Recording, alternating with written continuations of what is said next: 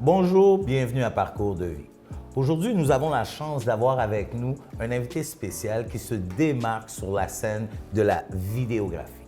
Mesdames et messieurs, veuillez accueillir Nkosi Fanor. Nkosi, comment ça va? Merci pour l'accueil, ça va bien toi? Ça va, ça va. Merci d'avoir accepté l'invitation premièrement. Merci. Si on rentre dans le vif du sujet, Nkosi, pour le monde à la maison qui ne te connaissent pas, c'est qui Nkosi? Comme je dis souvent, je suis un filmmaker, content creator et administrateur du chaos. OK. That's what I do. Wow, OK. Puis, on le sait que tu as grandi quand même à Montréal. Est-ce que tu pourrais nous parler un peu de... tu as grandi comment? C'était comment ton enfance? Moi, j'ai grandi dans l'est de la ville, Montréal-Nord, Rivière-des-Prairies, to be exact. Donc, c'est sûr que c'est une autre dynamique, je te dirais. Donc, ma mère est quand même quelqu'un que je respecte beaucoup par rapport à ses choix de vie. Donc, on n'habitait jamais vraiment dans un project, mais juste à côté. OK. Fait que ça donne un peu une perspective de ma perception du monde.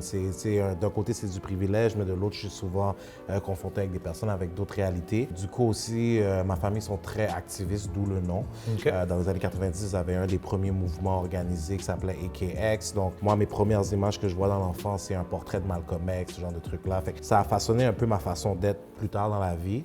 Mais tu grandis dans cette espèce de melting pot-là où est-ce que tout le monde te ressemble, oui, mais les personnes en autorité, c'est des personnes blanches la plupart du temps. Fait que c'est comme un peu cette dualité-là que je vivais quand j'étais plus jeune. Donc, beaucoup de fun, beaucoup d'activités, intérêt pour les arts très jeunes et ainsi de suite. Je trouve ça intéressant quand même que tu parles que tu as grandi dans l'est de la ville, tu sais, parce que lorsque on entend parler de Montréal-Nord, ces coins-là, on a une perception des fois négative. Est-ce que tu pourrais me parler un peu, toi qui as grandi à Montréal-Nord, c'est quoi ta perception de ce quartier multiculturel? Exact. Bien, premièrement, je tiens à donner une petite précision par rapport à Montréal-Nord que, sincèrement, tu vois, tout le monde tout noir qui se respecte, qui connaît la ville à peu près, on sait que les belles cailles, c'est sur Gouin, right? Et je peux argumenter avec n'importe qui que les plus belles cailles sur Gouin sont à Montréal-Nord. Fait que ça donne un peu une perspective par rapport à ça en tant que tel. Donc oui, d'un côté, tu peux avoir pauvreté, problèmes de gang et ainsi de suite, mais de l'autre, tu as quand même une certaine abondance, un sentiment de communauté très rapproché. On a beaucoup de talents qui sortent de là, surtout quand tu regardes aujourd'hui au basket et ainsi de suite. vrai. Donc ça forge des gens, ce quartier-là, je te dirais, en tant que tel. Ouais. Good. Maintenant, si on rentre un peu dans ta carrière, on le sait que tu as commencé en 2016, mais est-ce que tu es allé à l'école du cinéma? Non, je suis autodidacte littéralement, mais one thing's for sure, un peu comme une sorte de père spirituel m'a appris qui s'appelle Chris Gardner. J'allais à l'école avec tout le monde que j'ai croisé dans la vie. Fait que j'ai déjà travaillé sur des sets. À chaque fois que je rencontre des directeurs ou des professionnels de l'image un peu plus perfectionnistes que moi ou qui sont plus académiquement formés que moi, I will soak it in for sure. Ça, techniquement, tu es en formation continue tout le temps. Dans un sens. Parfait. Exactement. Puis, est-ce que tu pourrais nous parler de quels sont les plus gros projets sur lesquels tu as travaillé et que tu es fier? Je pense que ma carrière est divisée comme en 3 volets. J'ai fait du média, donc j'avais un blog qui a été considéré comme un média officiel au Québec. OK. Donc des fois, je recevais des press releases. Je me suis fait un peu rentrer dans le monde du cinéma / vidéo basé sur ça. OK. Parce que tu sais, j'habitais d'où est-ce que j'habitais et je me retrouvais dans des casinos à Kanawaki, GSP, name it. So, quand je revenais dans l'aide, je disais au mec, oh, c'est ça ma réalité. Les gars étaient comme, nah, you lying. So vu qu'une image vaut 1000 mots, j'ai commencé à pick up the camera just to prove que I was over there. Et au fil du temps, je me suis rendu compte que, oh shit, je pense que j'ai quelque chose pour être capable de tie it in. Fait que, tu sais, dans le monde du média, j'ai interviewé Dapper Dan. C'est quelque chose qui m'a vraiment marqué. Je l'ai fait dire le nom de notre ville, name it. Tu comprends ce que je veux dire? So, pour moi, c'était quelque chose de très near and dear to me. This is something I could die at peace with, to be honest with you. Okay. Dans le monde de tout ce qui est marketing, de contenu, ainsi de suite, le fait que je m'en rappelle, mon cousin m'expliquait que, du moins, je lui expliquais qu'un jour, j'allais travailler avec Nike.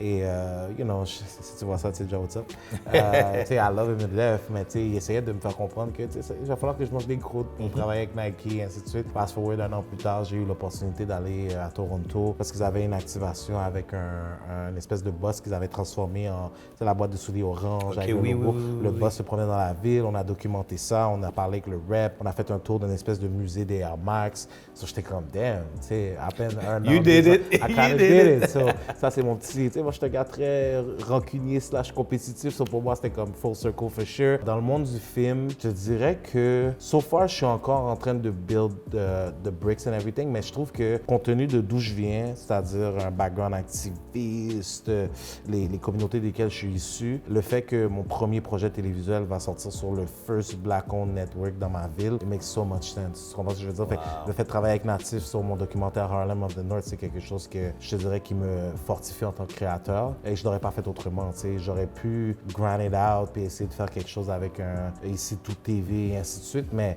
it makes sense to me. Ça fait du sens, c'est vrai. Puis tu sais, tu as parlé de créateur de contenu. Ouais. On le sait que M. Steve Daniel a été quand même une inspiration pour toi. Est-ce que tu peux nous dire dans quel sens? Tu sais, il y a des moments dans la vie où tu es un peu perdu ou du moins il n'y a pas de validation dans le monde que ton idée est bonne. Steve Daniel, c'est une des premières personnes qui m'a regardé dans les yeux puis qui m'a dit « Yo, t'es pas fou. Comme ça fait du sens, ça fonctionne. » Tu sais, j'ai tellement d'anecdotes avec Steve. C'est la première fois qu'on s'est rencontrés. Moi, je suis là avec un petit setup flimsy puis un micro de 2 mètres. Tu sais, à l'époque, il était même pas vraiment dans le milieu. Il me regarde aller puis il est comme « This guy is crazy. » Mais au fil du temps, on a développé nos pratiques vraiment côte à côte. On a même habité ensemble à un certain point. Donc, ça a été un peu comme un catalyse de beaucoup de choses pour moi. Surtout que je venais d'un background un peu différent. J'évoluais dans l'industrie à ma façon, qui n'était pas toujours la meilleure. Un peu stand-offish, un peu timide et ainsi de suite. So, Steve, c'est quelqu'un qui est juste arrivé comme une sorte de bulldozer puis qui a pété des portes autant pour lui-même que pour moi au passage. Puis il a toujours été le gars qui était comme « Viens, juste viens ». Tu comprends? Puis j'avais pas grand-chose à faire. Hein. Je venais, au pire, j'avais l'air de son shooter la plupart du temps. Et je restais en background. Il m'introduisait à des gens.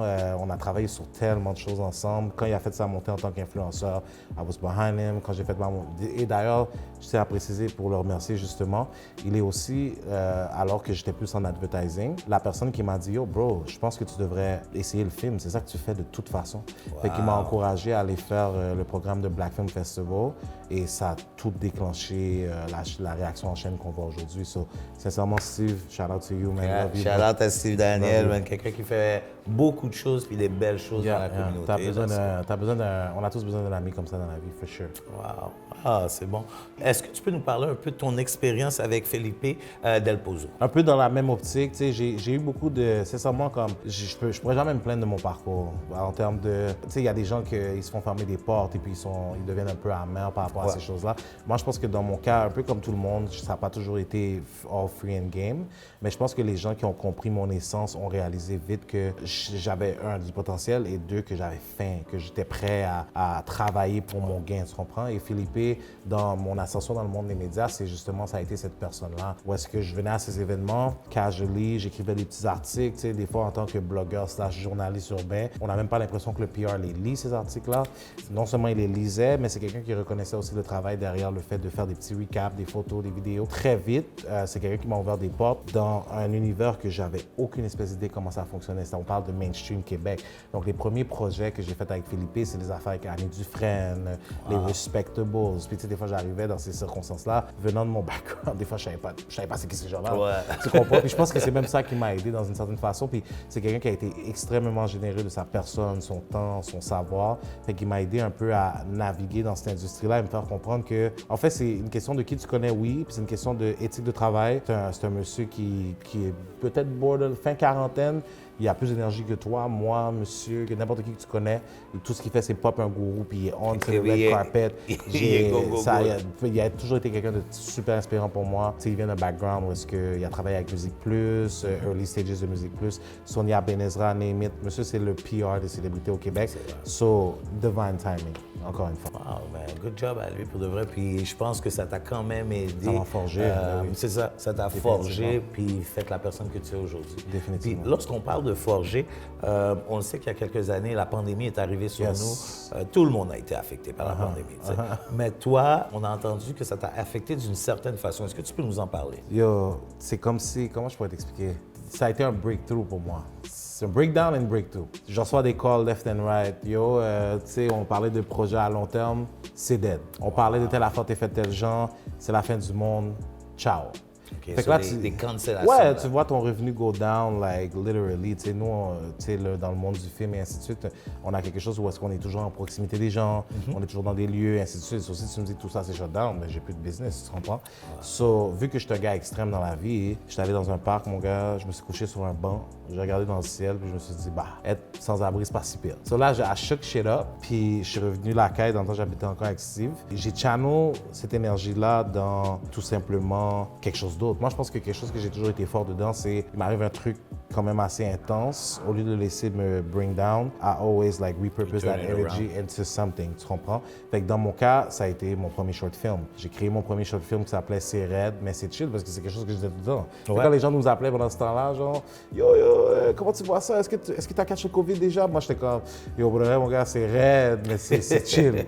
Tu comprends? Puis j'ai comme synthétisé ce message-là à travers justement mon premier short film. Puis c'est la première fois que je me laissais aller basé sur un projet qui est non commercial. Fait que quand je l'ai sorti, tu peux voir, il est encore dans mes plateformes, tu vois des gens écrire la catchphrase word for word. Tu as senti que les gens, ça leur a parlé. Puis pourtant, initialement, c'était un flop. Hein? Comme, tu sais, moi, je mets toujours des musiques protégées, Instagram me flag, name it. So, next thing you know, Renzel le partage et goes, tu comprends? Wow. Puis ça a été le catalyste qui m'a dit, tu sais quoi, je pense que je peux faire ça, tu comprends? Fait une chose en a amené une autre. Fait que pour le vrai, moi, je sais que je peux pas dire ça publiquement, mais la pandémie, c'est la meilleure chose qui pouvait m'arriver dans un sens parce que dans une optique où tu es toujours stressé, tu penses à ton revenu en tant qu'entrepreneur, limite, tu essaies de toujours tout calculer. Moi, j'étais un gars, là, j'avais une conscience du landscape constante, tu comprends? J'étais comme, OK, je suis là, je fais tel argent, je parle à telle personne, je fais telle affaire. C'est la seule chose dans ma vie que j'aurais jamais pu prédire. So, à partir de là, ça m'a appris à... Non seulement je ne savais pas que j'avais cette capacité à m'adapter, parce que tu vois, restrictions sanitaires, name it, right? Puis je peux le dire publiquement parce que, anyway, maintenant, ça colisse. So, tu sais, moi, je regarde ça, puis je suis comme, on peut pas se dire à minuit, the fuck. J'ai dit, yo, c'est sûr qu'il y a une manière de contourner ça, là. Puis tu sais, moi, j'ai comme un petit testé un peu comme en bachal par rapport à certaines Underground. choses. C'est le Montréal-Nord en moi, I guess. So, moi, je me suis dit, tu sais quoi, man? Je suis sûr qu'il y a quelqu'un dehors qui peut faire ce qu'il veut. Là, je découvre que c'est les mecs Skip and Them qui font ça. Je dis, c'est quoi, c'est live. J'achète un sac de Skip, je prends l'application, j'ai screenshot une fake commande. Bon, moi, je vivais ma vie. Pendant que tout le monde est en train de battre trip, moi, j'étais comme, yo, je vis ma life, je m'en vais checker des femmes, je m'en vais chill, I'm living life. Fait que, tu sais, ça, là, ce concept de adapt or perish, je ne connaissais pas ça. Moi, j'étais quelqu'un de stratégique, calculé, il fallait que je sois capable de me projeter dans le temps. Là, je suis dans une situation où tous les jours, les règles changent. Ouais, c'est vrai, ça. Il en faut 3, il en faut 2, il en faut 4. Je suis le seul black au Québec qui a 3 vaccins à cause de ça. Tu vois ce que je veux dire? So, c'est comme, bro, c'est fucked up, là. Mais, tu sais, c'est ça que ça m'a appris. Adapte-toi.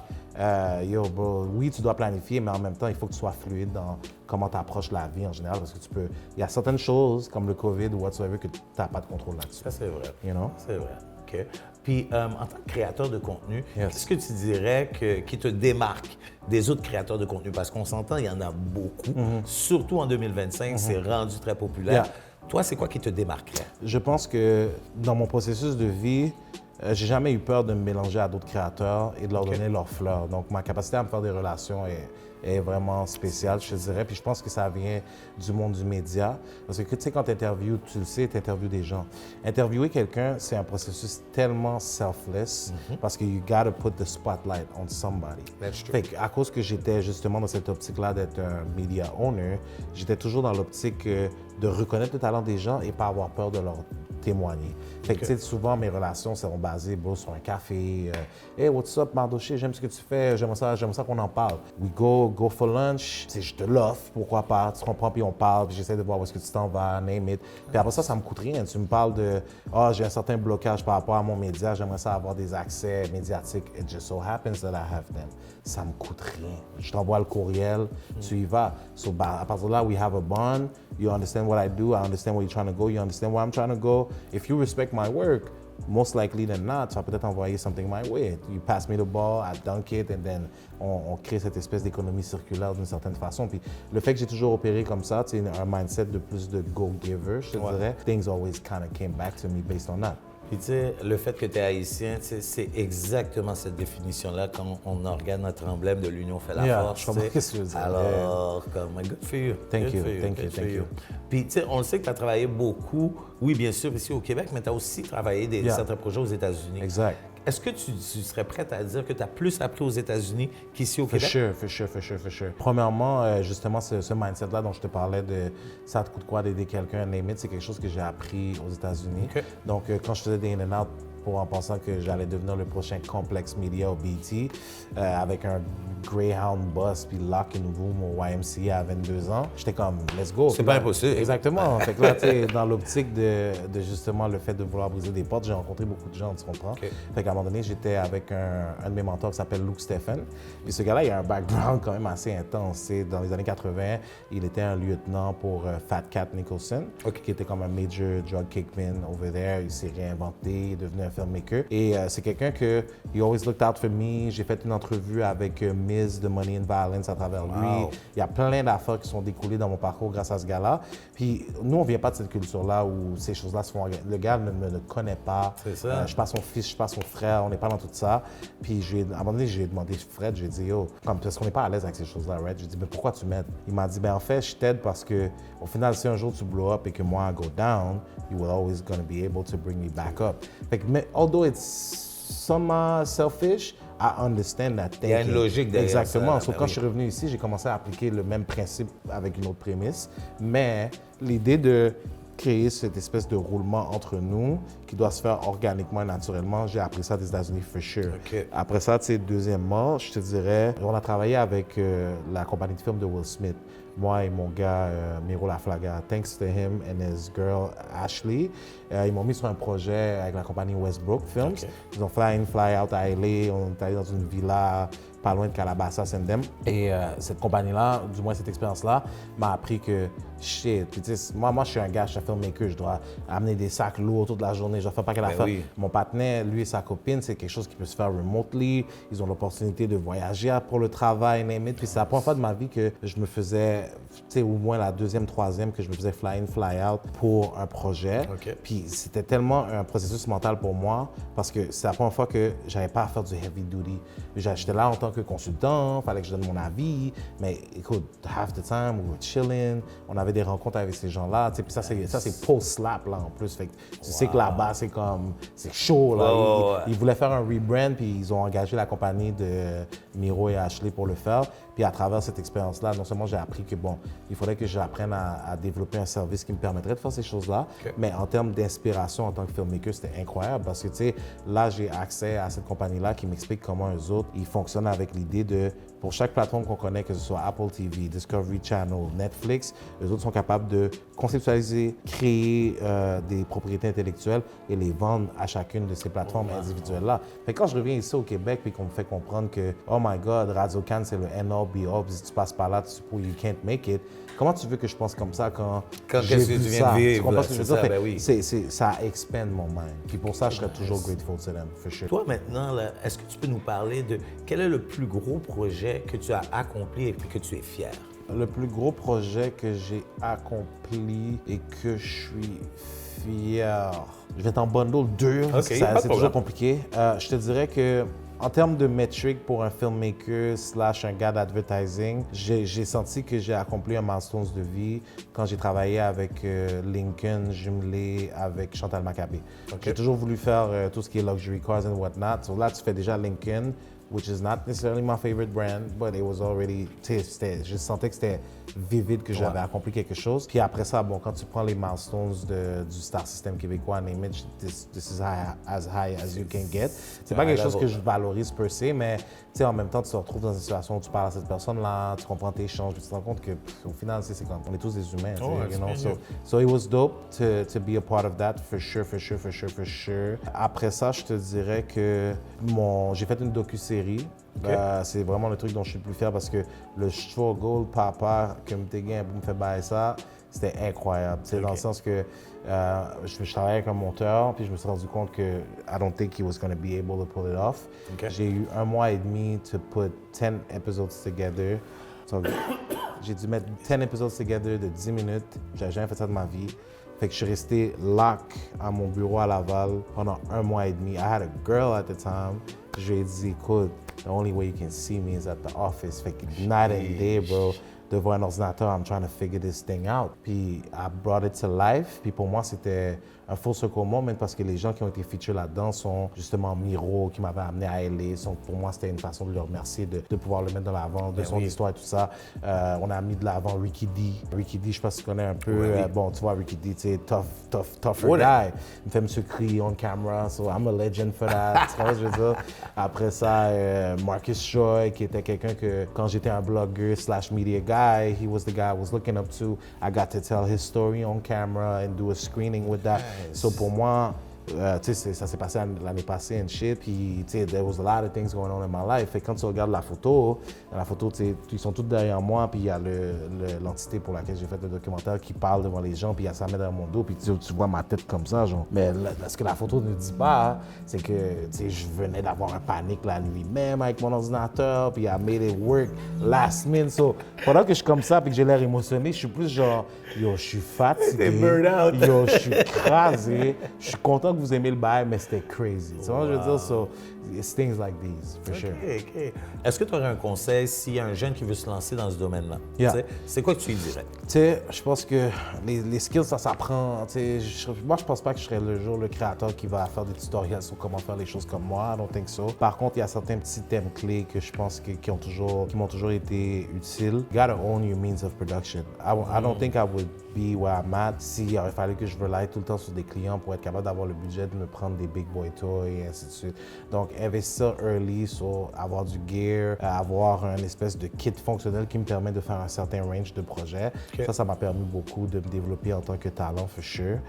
Je dirais aussi que mon approche en business ou dans la vie tout court, it's 51-49. Donc, la réalité, c'est que quand j'arrive dans un business setting, if you keep 51 and I get to keep 49, je sais pas ce que ce 49-là représente pour moi. Donc, la réalité, c'est que you gotta give a little more than what you get sometimes in order to grow in this business, especially. Tu comprends? I like that mentality. Tu comprends? Parce que sinon, toujours essayer de se battre pour avoir one up on somebody, you're not pushing the envelope forward. Puis, au fil du temps, les gens le sentent. Quand tu es un petit grand goût, les gens le sentent. Tu comprends ce que je veux dire? So, you kind of have to give a little bit more than you get, especially initially. Build your stock up. Fais qu'est-ce que tu as à faire. Puis, il faut que tu sois capable de repérer quand this is a good opportunity for you, regardless if money is there. Tu vois, je travaille beaucoup avec Jude d'Amour et de Sexe. Ouais. On n'avait pas nécessairement des ententes d'argent ou quoi que ce soit. I just genuinely respect and love what he does. Pendant un certain créneau, j'étais comme, moi, j'ai besoin de petits challenges créatifs. Je pense que je suis tout le temps stock-up dans du commercial et des affaires du genre. So, à un moment donné, on a la discussion. Il me dit, yo, j'aimerais ça comme faire le bail Pop the Balloon. Yeah. So, moi, je suis comme, Pop the Balloon. Yo, je suis un filmmaker, bro. Pop the Balloon, en plus, tu me dis de copier un concept. C'est difficile, bro. Fait que là, moi, je suis comme, au début, I'm resisting. Puis là, je commence à réfléchir plus loin. Je suis comme, yo, pour de vrai, Montréal n'a pas du moins, at the time, il n'y a pas un dating show proper où est-ce qu'on se reconnaît tant que ça. OK, vous allez me dire, oh, but the niggas don't make it long, we know that. So, tu sais, à la fin de la journée, j'étais comme... Thank you for saying it. Tu comprends? Mais, tu sais, je me suis dit, c'est pas OD, mais this is the starting ground to see if there's a demand. Yeah. Moi, c'est comme ça que je l'ai vu. On sort le truc, ça explose. Hein? Ça explose. Puis là, c'est bizarre parce que ça a créé une notion chez les gens que je pensais pas qu'il existait. C'est, bro, I'm probably 100 project deep. Il y a des gens qui m'arrêtent dans la rue. Yo, c'est toi le nec Pop the Balloon, c'est toi qui le filme? Je suis comme... Puis tu sais, soi-disant, je ressemble physiquement à Jude en plus. Fait que là, les gens sont comme... Des fois, des think c'est moi Jude. Tu comprends? Fait que là, c'est comme... Puis je me rendais pas compte comment c'est important de comme... Oui, tu fais tes trucs pour des festivals, puis des this and that, the third, but you gotta touch the people, man. That is true. Parce que initially, that's the people I was doing it for. Fait que oui, j'ai mes ambitions. Oui, je veux rendre ça grandiose. Je vais aller aux États, en Australie, name it. But to have impact and move the needle in my city that way meant the world to me. Wow, bien dit. Shout-out à Jules. Shout-out à Jules, shout-out my nigga. Je voulais savoir, mais pour le monde à la maison, on sait que tu travailles sur un gros projet pour Native TV. Yeah. Est-ce que tu peux nous en parler? Yeah, for sure. Je travaille sur un projet qui s'appelle Harlem of the North. OK. On fait le recensement de l'histoire du jazz à Montréal surtout. C'est très picky parce que, tu sais, veux pas, quand je te dis jazz à Montréal, ton cerveau va aller automatiquement à Jazz Fest, right? Ouais. So, et si je te disais que, dans le fond, that whole idea qui génère quasiment l'industrie du tourisme à elle toute seule provient d'une personne qui te ressemble en toi puis moi. Ça se peut que you would deny it because it doesn't look like it, right? Mais nous, justement, on retrace ces petites choses-là de la vie qui rappelle qu'il y avait bel et bien un monsieur qui s'appelait Doudou Boissel qui faisait ça dans le temps. Et Doudou Boissel avait bel et bien des communications avec ces gars-là qui font qu'aujourd'hui, bon, voler, inspirer, c'est toujours relatif, zone grise. Mais on a été au moins fair d'interviewer les deux parties. Okay. Et là où je te dirais où c'est spécial, c'est que même quand je faisais du média, la fois que j'ai toujours trouvé importante, c'est de rétablir ce pont entre New York et Montréal. Il existait dans les années 80-90, you know, où people would go across the border, get some tapes, coming back. Puis c'est comme ça qu'on a importé le hip-hop ici. Fight me over that, I know it's true. C'est vrai. So, à la fin de la journée, c'est comme niggas will bring back the tapes, puis c'est devenu un phénomène. Fait que tu vois, ce pont-là, il existait dans le temps. Then people grew up, ma génération ne faisait pas vraiment l'aller-retour tant que ça. Fait qu'à la fin de la journée, aujourd'hui, avec les médiums qu'on a, les projets qu'on a, on a cette opportunité-là. Fait que j'étais comme, je peux pas appeler l'affaire Harlem of the North, puis je m'en vais pas à la Mecca, it makes no sense. So, en une semaine, moi, Rito Joseph, m'amène Adrien, on est allé là-bas. Pour justement documenter les gens à New York et avoir leur take about it. Fait qu'on a de facto créé au moins la communication. Puis là, tu sais, on parle de faire un screening là-bas. Moi, je vais être honnête avec toi, bro. Le jour où je me présente devant le Apollo Theater avec le nom du projet, I'm cool, man. Like, I've done what I set out to do, at least for now. Mais on te le souhaite. Exactement. Fait que, tu sais, c'est pour ça que quand je pense à justement ces choses-là, tu sais, j'en reviens souvent à people who took a chance on me. Fait que par rapport à ce projet-là, tu sais, c'est Kevin Calix, hands down. Je travaillais avec lui dans mon premier documentaire. Il était un protagoniste. I think he saw the vision, the potential. Dès qu'il a trouvé une opportunité, il a été très généreux de sa personne. He never came in my way. Chaque fois que j'avais une idée aussi folle qu'elle pouvait être, il backed it. Il a été vraiment mon guide dans cette aventure-là, je te dirais. So I'm really thankful for him. Même chose pour Rito Joseph qui fait les tournées, qui travaille beaucoup dans tout ce qui est historique, black et tout ça. Lui, moi et lui, on est allés dans les trenches ensemble, deux gars avec je sais pas combien de stocks d'équipement. Ils font des allers-retours New York, Montréal, Toronto, 24 heures en train, tout, mais... Tu comprends ce que je veux dire? So, shout out Rito, shout out mon gars Adrien aussi, always came through. Tu sais, ça a été une petite équipe, mais fuck, man, they believed in it. Puis c'est la première fois que j'étais dans une grosse position de leadership comme ça, je te dirais. Okay. Parce que, tu sais, c'est comme... Moi, personnellement, c'est pas que I don't want to lead people, mais moi, je suis plus un gars, genre, au cas marcher beaucoup de temps. Okay. Je ne suis pas là pour te tenir la main et te montrer comment on va faire les affaires. Si tu veux fais ton chemin, je fais le mien, puis let's join force. C'est comme ça que je vois ça. Fait, là, j'étais plus dans une position où yo, c'est toi qui es responsable. Tu devais lead, là. Tu fais les coms, tu envoies des courriels. Fait que j'ai beaucoup appris en très peu de temps. Puis shout-out Natif aussi pour Took a Chance on Us as well. Oui. J'apprécie. Puis je pense que ça en dit long pour qu'est-ce qui s'en vient pour les créateurs de demain en tant que tel. Je veux pas. Wow, good. Yeah. Puis tu sais, en terminant, je voudrais savoir, tu sais, on parle de ton parcours de vie, on en a appris quand même beaucoup. Yes. Mais y a-tu une décision que tu regrettes avoir pris dans tout ce parcours jusqu'à aujourd'hui? I see what you mean. Ouais. Yo, bro, je te dirais by year, tu sais, on va dire, ça a l'air de rien, là, mais je suis arrivé à ce credo-là, 28-29-ish, où ça faisait pas de cob. Tu comprends? 28-29-ish, puis ta business que tu as en tête depuis 22 ne fait pas d'argent. Ça peut être décourageant. C'est chaud, man. Ouais. C'est chaud. C'est ce credo-là que souvent les meilleures idées du monde disparaissent. À stock to it, pas tant parce que ça me tentait, hein. Je vais être honnête avec toi. Tu sais, dans le temps, j'avais décidé d'aller travailler pour une compagnie de livraison que mon partenaire ownait. C'était pas nécessairement un gros salaire ou quoi que ce soit, c'était juste un petit quimbi là pour être capable de faire mes affaires sur le côté. Fait que c'est niaiseux, mais cette pression-là que je faisais pas nécessairement le revenu que j'avais l'habitude de faire m'avait comme un peu obligé à être capable de pallier avec mes contrats et tout ça. Fait que souvent, je dirais que je sais pas pourquoi, mentalement, je trouvais ça quand même assez particulier je suis nominé à Gala Dynasty, je m'en vais là-bas, all suit up, belle nègre. Le lendemain, je suis dans un truck en train de lever des boîtes. Je trouvais ça fou! Je trouvais ça... Yo, bro, des fois, là, j'étais là le lendemain, je conduisais mon truck, bro. Même à trembler, man. J'étais comme, I'm a fraud! Le pire, c'est que... Yo, le pire, c'est que je marche dans le Gala Dynasty des nègres comme si c'était à moi, là. Tu comprends ce que je veux dire? Puis là, je rentre. Des fois, j'ai jamais gagné le gala, mais tu sais, c'est comme, yo, I got my face on the screen. Les gens me disent, tu es dead, you're the best. Puis le lendemain, je suis là. Appelez boîte. Bam! C'était incroyable. Oh. In hindsight, j'aurais respecté le processus et j'aurais double down. Moi, c'est quelque chose qui m'a extrêmement affecté et qui m'a un peu euthanasié dans mon drive en tant que tel. Fait que quand je suis arrivé comme dans la trentaine, c'est là que ça a commencé à débloquer un petit peu. Mais ça a débloqué parce que pour la première fois, quand on circle back à Steve Daniel justement, j'ai pris un risque qui avait par rapport à l'argent, ça avait par rapport à quoi que ce soit en fait. Je suis allé faire le programme de Black Film Festival, shout out to them.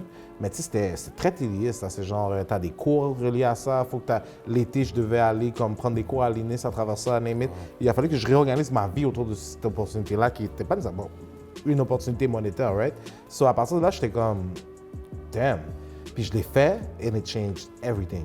Okay. Là, j'ai été capable d'être autosuffisant, les opportunités sont venues d'elles-mêmes parce que je pense que the whole time, je me battais pour quelque chose qui était juste pas fait pour moi ou que c'était pas ça mon path. Mais quand tu es in the thick of things, tu n'as aucune conscience que, dans le fond, tu es en train de... moi, j'appelle ça être le hamster dans la roue, tu comprends? L'hamster dans la roue, là, il court, mais bête là, si la bête fait juste tasser ses pattes à gauche ou à droite, he could leave that shit alone and live his life. Moi, je pense que j'étais stuck à essayer d'aller dans la même direction constamment. Et quand j'ai changé juste par happenstance, c'est là que les affaires ont débloqué. Fait que si j'avais su, j'aurais pris du recul, j'aurais dit, hey, ça fait partie du processus, c'est normal que tu n'es pas nécessairement où est-ce que tu as besoin d'être pour l'instant. Qu'est-ce que tu peux faire comme move plus concret qui te permettrait de pivot? Tu sais, tu peux tourner à gauche toute ta fucking vie. La seule fois que tu as tourné à droite, c'est soit tu die, soit c'est le truc qui te rend whatever way you need to be. Tu comprends? Fait que pour moi, ça a été ça. Wow, man, Nkosi, merci beaucoup. Merci à toi. D'avoir pris le temps de venir sur cette plateforme pour expliquer un peu aux gens qui est vraiment Nkosi à l'intérieur. J'apprécie. Alors, on se revoit et bonne chance dans le projet. Merci, mon gars. Bonsoir.